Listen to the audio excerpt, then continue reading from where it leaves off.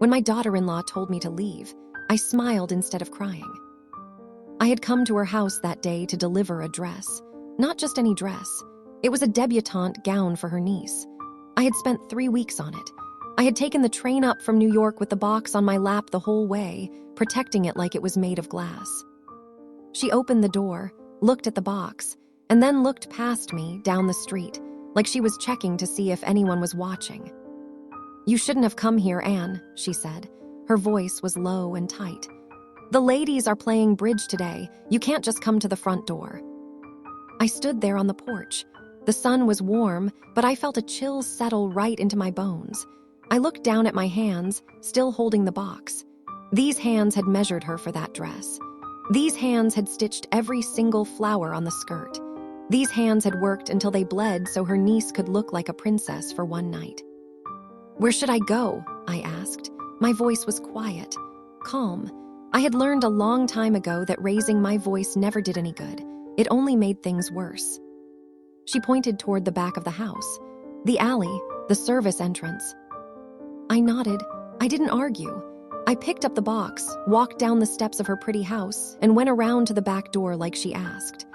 I stood in that alley, next to the trash cans, and waited for someone to let me in. And that's when it hit me, the strangest feeling. It wasn't anger, it wasn't even sadness. It was quiet. I had spent my whole life making beautiful things. Gowns that made women feel like queens, dresses that stopped hearts. I had sewn for the richest families in America. I had sewn for the woman who would one day stand in the White House. And here I was, standing in an alley, holding my life's work in a cardboard box, waiting to be allowed inside. I could have turned around and left.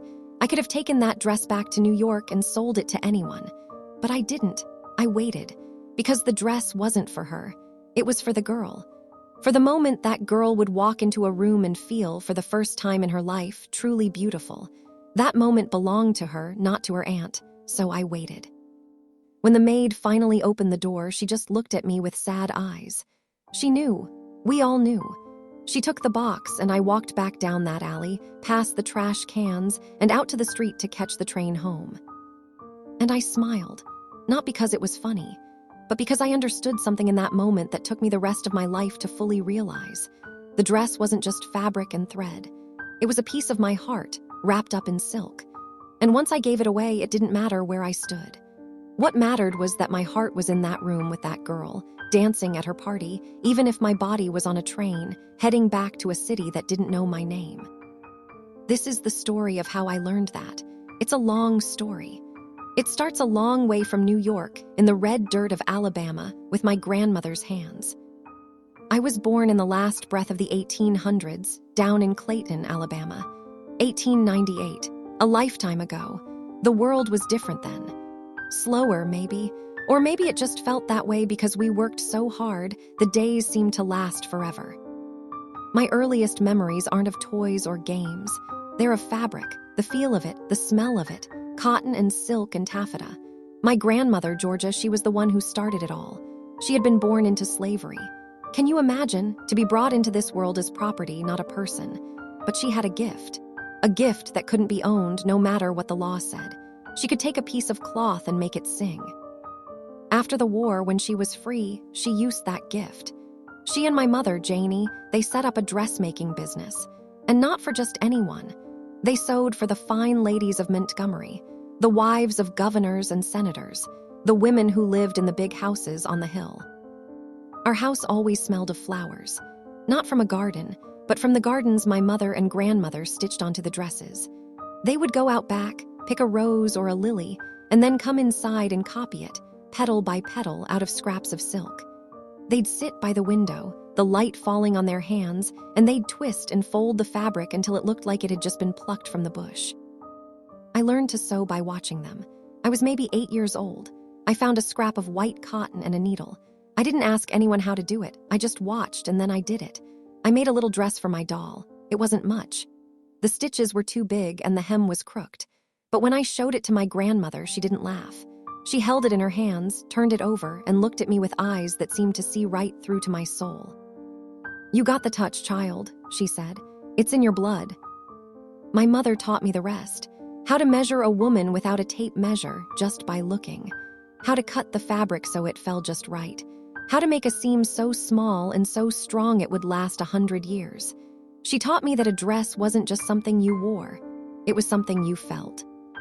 A woman puts on a good dress, my mother would say, and she stands up straighter. She holds her head higher. You're not just making clothes, Anne, you're making women brave. I didn't really understand what she meant then, not until much later. My life as a girl was simple. I went to school until I was 14, but my real education was at home with a needle and thread. I loved it. I loved the quiet concentration of it. The way the world would fade away and it would just be me and the fabric, talking to each other. When I was 16, the world didn't fade away. It crashed in. My mother got sick. It happened fast. One day she was there, her hands moving, her voice humming a hymn. The next, she was in bed and the house was too quiet. It was right before New Year's, the most important time of year for a dressmaker. My mother had a big order. 4 ball gowns for the wife of the governor of Alabama, 4 of the most important dresses of the season, and my mother was too sick to finish them. I sat by her bed. She was so pale, so tired. She took my hand. Her grip was weak, but her eyes were fierce. "You have to do it, Anne," she whispered. "You have to finish them." I was terrified. I was just a girl. I had never made a whole gown by myself. These were for the First Lady of Alabama. What if I ruined them? What if I shamed my mother? "I can't," I whispered back. "Mama, I can't."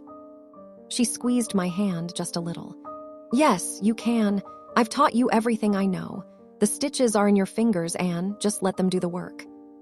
She passed away a few days later. I was 16 years old, and I was alone with 4 unfinished gowns and a grief so heavy I could barely breathe. But I did it. I went into the workroom. I locked the door, and I worked. I worked through the tears. I worked through the fear. I worked until my fingers were raw. I didn't think about what I was doing. I just let my hands remember. I let them do the work. When the ladies came to pick up the gowns on New Year's Eve, I was terrified. I stood in the corner, my heart pounding, as the First Lady's maid helped her into the dress. She came out of the dressing room, looked in the mirror, and gasped. It was a beautiful gown, if I do say so myself. Ivory silk, with tiny embroidered flowers at the waist. She turned to me, this woman I had only ever seen from a distance. This woman who lived in a world I could never enter. "Your mother was a genius," she said. I swallowed the lump in my throat. "Yes, ma'am," I said. "She was." It was the first big test of my life, and somehow I had passed. Word gets around, especially in the small world of high society. A few years after my mother passed, a lady from Florida came to visit kin in Alabama. She saw one of my dresses in a store window. She tracked me down and asked who had made it. When she found out it was me, a young black woman, she didn't scoff. She had an idea. Her name was Mrs. Josephine Lee. Her husband was a rich citrus grower in Tampa. She had 4 daughters, and she needed someone to make their clothes, not just everyday clothes. Debutante gowns, wedding dresses, the kind of clothes that made a statement. She offered me a job, a live-in job, to come to Florida and be her personal dressmaker. This was a big deal, a huge deal. It meant leaving everything I knew. It meant moving to a new state. It also meant getting away. By then, I had married a man. A good man, I suppose, but he didn't understand me. He didn't understand the fire inside me that needed to create. He wanted a wife who stayed home, who cooked and cleaned and didn't have ambitions beyond the front porch. When I talked about dressmaking, he would shake his head. "That's just a hobby, Anne," he'd say. "It's time to be a real wife." But it wasn't a hobby. It was my life. So when Mrs. Lee made her offer, I took it. I took my son, Arthur Lee. He was just a little boy then, and I left. I left my husband, I left my past, and I started a new chapter. It was 1916, and I was barely 18 years old. Florida was different from Alabama. The air was thick and sweet with oranges. Mrs. Lee's house was big and airy, with ceiling fans that stirred the heat around. It was a good job. I made beautiful clothes for her and her girls. I was treated well. But I knew I needed more. I needed to learn. I had heard about design schools in New York City, the best schools in the country. I knew that if I wanted to be a real designer, not just a seamstress, I had to go. So I saved my money, every penny I could. And in 1917, I told Mrs. Lee I needed a few months off. I was going to New York. The train ride north took days. I sat in the colored car, of course, near the front where the smoke and cinders from the engine would blow in if the window was open. But I didn't care. I pressed my face to the glass and watched the world change.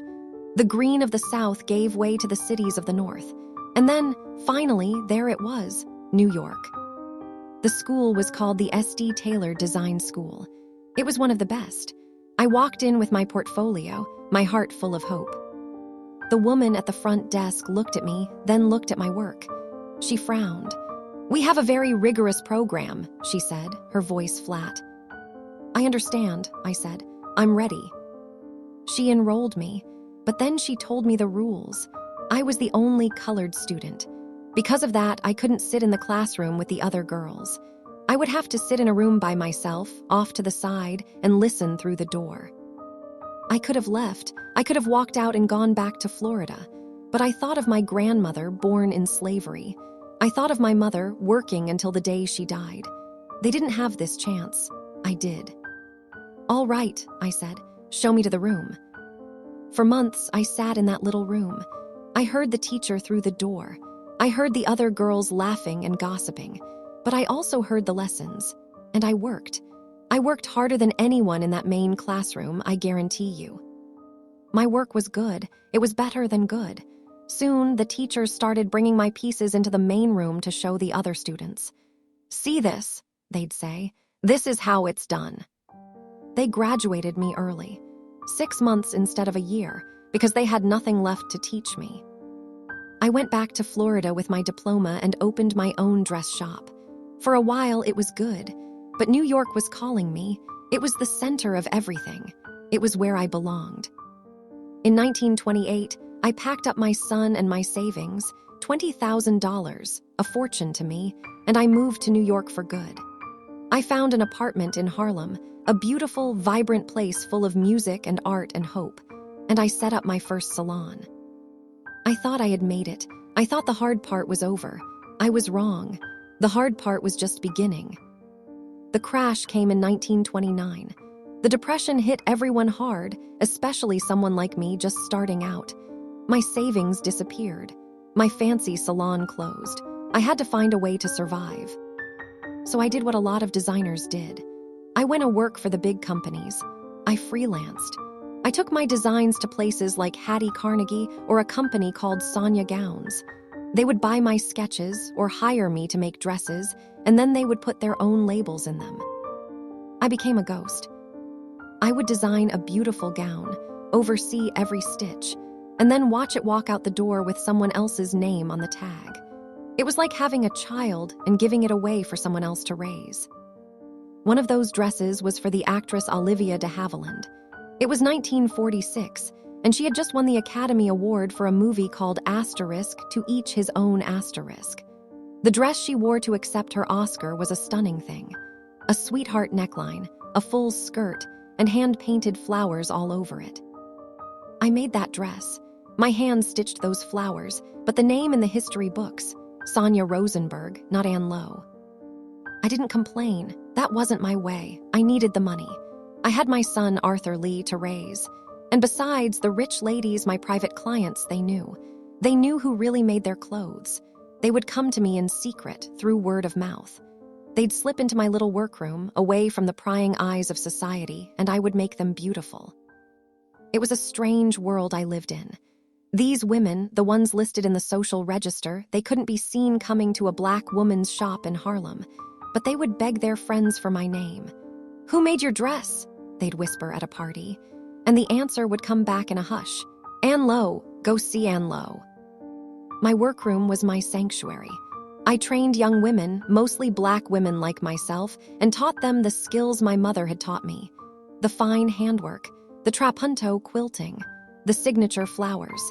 We worked in a tiny space, but the dresses we created were fit for a queen. My son, Arthur, he grew up in that world. He became my partner, my right hand. He was good with the money, the part I never understood and didn't care about. He would try to explain it to me, the costs and the profits, and I would just wave my hand.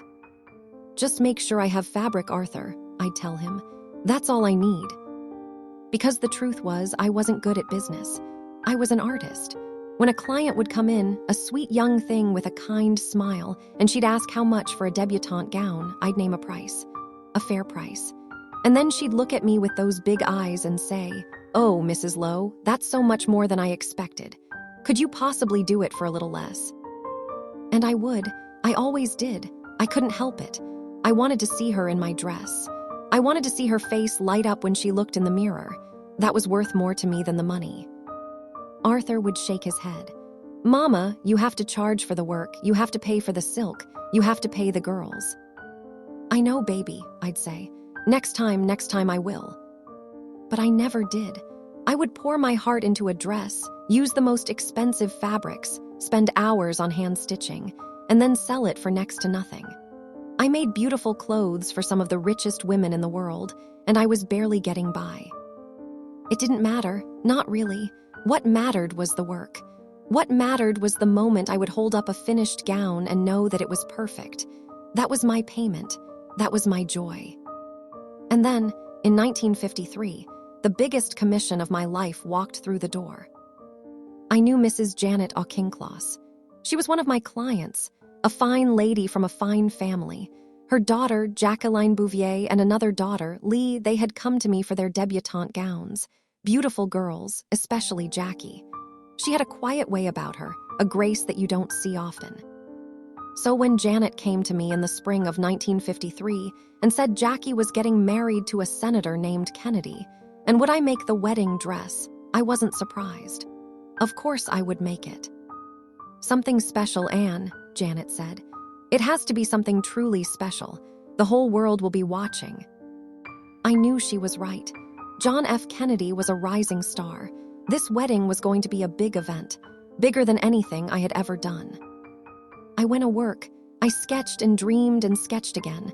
I thought about Jackie, her long neck, her dark hair, her elegant posture. She needed a dress that was classic, timeless. A dress that would be remembered for 100 years. I finally settled on a design. It was made of 50 yards of ivory silk taffeta. The bodice was covered in interwoven bands of tiny tucking, so delicate it looked like woven lace. The skirt was full and sweeping, with more tucking in large circular designs that caught the light as she moved. And around the neckline and down the skirt, I placed little wax flowers I had made myself for good luck. It was a masterpiece. I knew it was. It was the best work of my life. We worked on it for 2 months. My girls and I, we stitched every pleat by hand, every single one. The work was slow, painstaking. It had to be perfect. This dress was going to be seen by millions, even if they didn't know my name. The wedding was set for September 12th in Newport, Rhode Island. 10 days before, we were putting the finishing touches on the dress and the 10 bridesmaids' dresses. Everything was perfect. And then the water pipe burst. It happened in the middle of the night. I wasn't there, but I got the call at dawn. I rushed to the workroom, my heart pounding in my chest. When I opened the door, I thought I might collapse. Water was everywhere. It had rained down from the ceiling, soaking everything. And there, in the middle of the floor, were the dresses. The beautiful ivory silk taffeta, the delicate tucking, the hand-sewn flowers, ruined, all of it ruined. The girls were crying. I just stood there, staring. For a moment, the world went silent. 10 days. 10 days until the most important wedding in the country, and no dress. I could have called Mrs. Auchincloss. I could have told her what happened. But what good would that have done? It wouldn't unruin the dresses. It would just cause panic. It would just make her worry. And it would make me look like a failure. So I made a decision. I didn't tell anyone. "We have 10 days, I said to my girls. My voice was calm, steady. "We can do this, buy more fabric, get more thread. We start over, right now." They looked at me like I was crazy, but they didn't argue. They trusted me. For 10 days we worked, day and night. We barely slept. We barely ate, we just sewed. My fingers ached, my eyes burned. But I didn't stop. I couldn't stop. This dress was my gift to the world. I had to finish it. We bought the silk from a different supplier, and it wasn't exactly the same. The color was just slightly off, but we worked with it. We made it work. We recreated every pleat, every tuck, every flower. The dress was reborn. On the morning of September 12th, I packed the dresses into boxes and took the train to Newport. I was exhausted, but I was proud. We had done it. We had made a miracle. I carried the boxes to the Auchincloss estate, a huge, beautiful mansion by the sea. I walked up the front steps, holding the dress that had cost me $2,000 of my own money to remake. Money I didn't have. A butler opened the door. He looked at me, looked at the boxes, and then looked past me. "The service entrance is around the back," he said. I felt the words like a slap. After everything. After the flood, the 10 days of no sleep, the money I had lost. After pouring my soul into this dress, I was being told to go to the back door like a maid. I stood there for a moment. I thought about my grandmother, born in slavery. I thought about my mother, dying young. I thought about the little room at design school. I thought about all the back doors I had used in my life, and I was just so tired of it. "No," I said. The butler blinked. "Excuse me." "I am not going to the back door," I said. "I am the designer. This is my dress. If I cannot enter through the front, I will take it back to New York." I turned around and started to walk away. I meant it. I would have done it. I would have taken that dress back and let the wedding go on without it. Wait, please." It was Janet Auchincloss. She had heard the commotion and come to the door. "Anne, I'm so sorry. Please come in, come in." I turned back. She was standing in the doorway, looking genuinely distressed. I walked back up the steps, past the butler, and into the house, through the front door. I helped Jackie put on the dress that day. I stood behind her as she looked in the mirror. She was beautiful. The dress was perfect. She turned to me and smiled, a real smile. "Thank you, Mrs. Lowe," she said. "It's the most beautiful dress I've ever seen." I watched her walk down the aisle. I watched the world fall in love with her, and I watched them write about the wedding the next day. Page after page about the cake, the flowers, the guests. Not one word about the dressmaker, not one word about me. The years after the Kennedy wedding were a blur of work and loss. Good years and bad years, all mixed together. My business grew. I finally had a beautiful salon on Lexington Avenue. The ladies came. The Rockefellers, the DuPonts, the Roosevelts. They all came to Ann Lowe. In 1964, the * Saturday Evening Post called me society's best-kept secret. They meant it as a compliment, I think, but it stung. A secret, that's what I was. I started to get a little recognition. A little. I went on TV with Mike Douglas. He asked me about the Kennedy dress. He asked me how I felt when I was starting out. I told him I never gave it a thought, and it was true. I just did the work. That's all I ever did. But the work was getting harder. My eyes started to bother me. A sharp pain deep behind my right eye. It was glaucoma, the doctor said. The pressure was building. It was damaging my sight. In 1958, the worst thing that could ever happen happened. My son, Arthur, my partner, my baby boy, he was in a car accident. He died. A part of me died with him that day. He was the one who kept the business going. He was the one who tried to keep me from giving everything away. Without him, I was lost. I didn't care about the money. I had never cared about the money. But now, without him to guide me, the finances just slipped away. I kept working. It was all I knew how to do. I would go to the salon even though the pain in my eye was getting worse. I would sketch and sew and fit the dresses. But it was hard to see. The lines were blurry. The colors were dim. In 1962, it all came crashing down. I got a letter from the government, the Internal Revenue Service. I owed them money, a lot of money, thousands of dollars I didn't have. They came to my salon and put a lock on the door. They took everything. My beautiful dresses, my fabrics, my workroom, all gone. That same year, the pain in my eye was so bad I could barely stand it. The doctor said there was only one thing to do. They had to take the eye out. I remember lying on the hospital bed, a bandage over the empty socket, and thinking, this is it. This is the end. I had lost my son. I had lost my business. I was losing my sight. I was alone. While I was in the hospital, something happened. A friend came to visit. She told me that someone had paid my debts, all of them, the taxes, the bills, everything. The salon was free and clear. Who? I asked. Who did it? She didn't know. It was anonymous. Someone just sent the money. To this day, I don't know for sure, but I had my suspicions. I always thought it might have been Jackie, the new first lady. Maybe she remembered that day in Newport. Maybe she remembered the dress.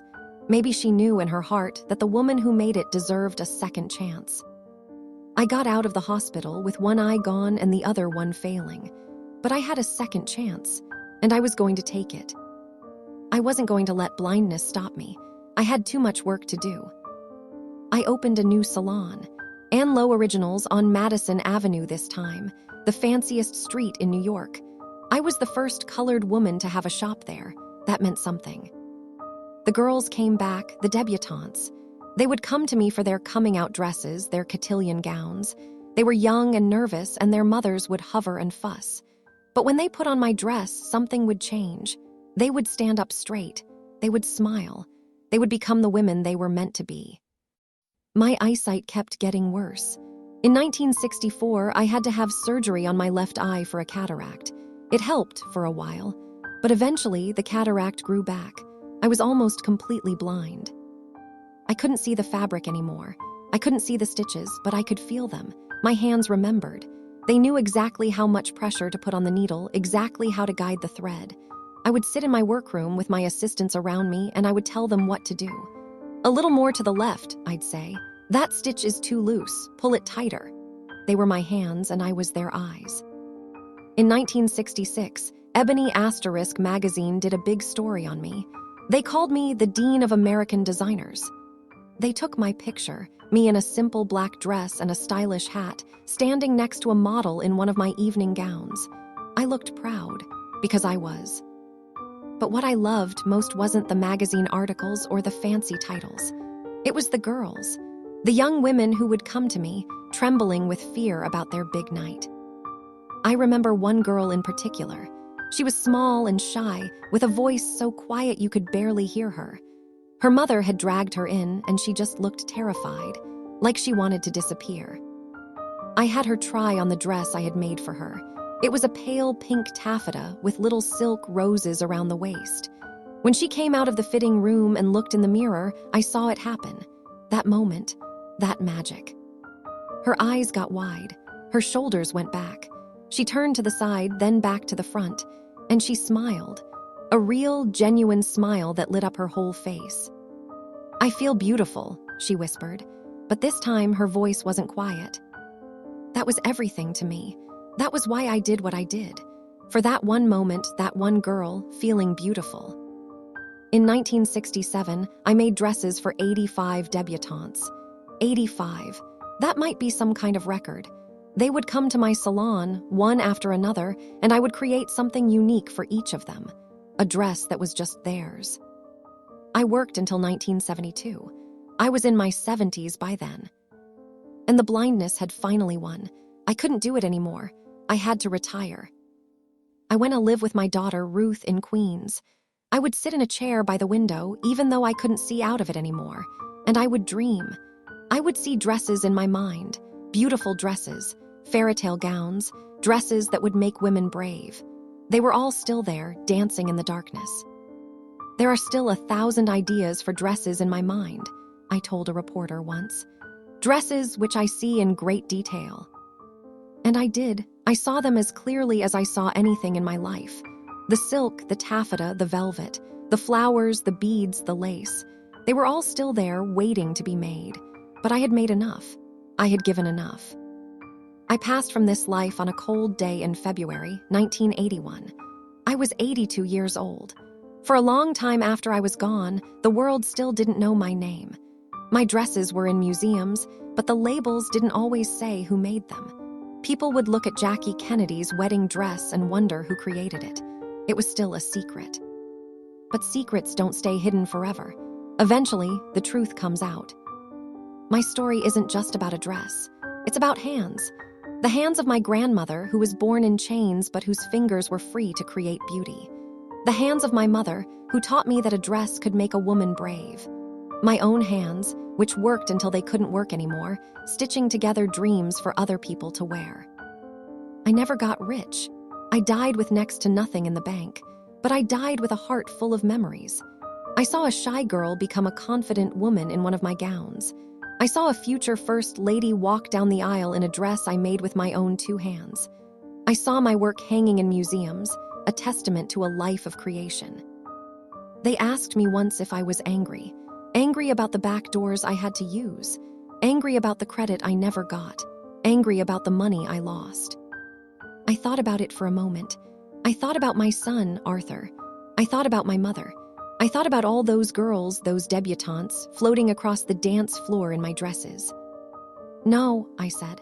I'm not angry. I was too busy. I was too busy making beautiful things. You see, the dress isn't just about the person who wears it. It's about the person who makes it. Every stitch is a little piece of their heart. Every flower is a little piece of their soul. I put my heart and soul into thousands of dresses. And that means a little piece of me was in every ballroom, every wedding, every special moment those women ever had. They might have kept my name a secret, but they couldn't keep my work a secret. And in the end, the work is all that matters. So if you ever see one of my dresses in a museum someday, stop and look closely. Look at the tiny stitches. Look at the handmade flowers. Look at the way the fabric catches the light. And know that a woman from Clayton, Alabama, a woman with a dream and a needle and thread made that. She made it with love. She made it with joy. She made it so that someone, somewhere, could feel beautiful for just one night. And that, I believe, is a life well lived.